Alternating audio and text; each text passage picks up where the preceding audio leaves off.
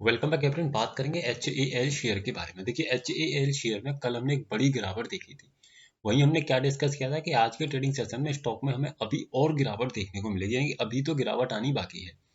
अब यहाँ पर एक चीज समझिए कि आज के ट्रेडिंग सेशन में स्टॉक में क्या हुआ कि अप साइड का मोमेंटम मिला। देखिए किस तरीके से मिला। यहाँ पर देखिए पहले स्टॉक जो ओपनिंग देता है वहां से अच्छा टूट भी जाता है, यानी कि जहां ओपनिंग स्टॉक में मिलती है लगभग 4700 575 के आसपास, वहां से स्टॉक टूट के नीचे आता है कितना, लगभग 4530 के आसपास तक, है ना। 4530 के आसपास तक टूट के आता है कि 50 पॉइंट के आसपास स्टॉक टूट जाता है।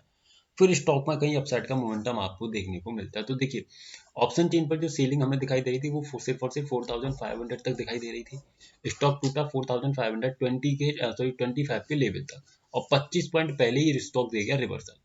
अब इस चीज को हम समझेंगे ऑप्शन चेन के माध्यम से कि ऐसा स्टॉक में क्यों हुआ। तो देखिए इंट्राडे के मूवमेंट्स को आपको समझना बेहद इंपॉर्टेंट है। जो मैं लेवल्स आपको बताता हूँ तो ऐसा तो है नहीं है कि जो मैंने कह दिया वैसा ही होगा। अगर स्टॉक पर हमें इंट्राडे में लेवल्स चेंजिंग दिखेंगे तो हमें भी अपने डिसीजंस को अकॉर्डिंग ही समझना पड़ेगा। तो देखिए सबसे पहले अपना रेजिस्टेंस आप देखने की कोशिश कीजिए।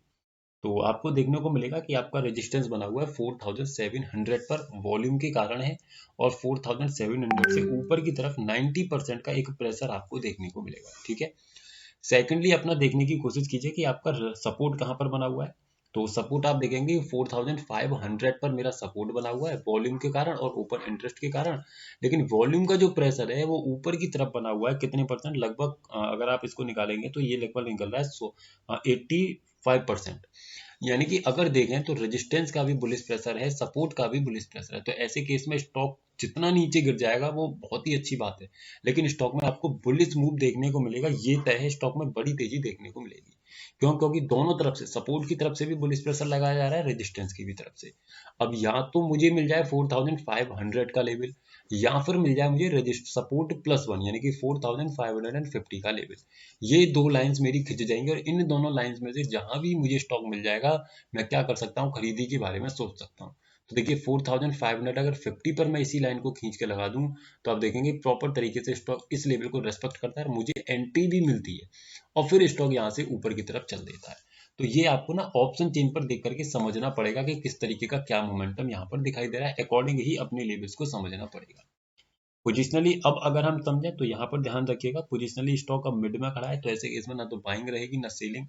इंट्राडे में जैसे मैंने अभी आपको समझाने का प्रयास किया ना, प्रॉपर तरीके से समझिएगा किस तरीके का मोमेंटम है, उसी के अकॉर्डिंग अपने लेवल्स को मैनेज करने की कोशिश कीजिएगा। वीडियो सिर्फ एजुकेशनल पर्पज है, सर किसी भी तरीके की बाइंग सेलिंग होल्डिंग की सलाह नहीं है। अगर आपको किसी स्टॉक के बारे में क्वेरी है तो सिंपली इस नंबर पे व्हाट्सअप करके पूछ सकते हैं, और अगर हमारे व्हाट्सअप चैनल पर आप ज्वाइन होना चाहते हैं तो हो सकते हैं, जिसका लिंक आपको नीचे डिस्क्रिप्शन में मिल जाएगा। Thank you so much for watching the video.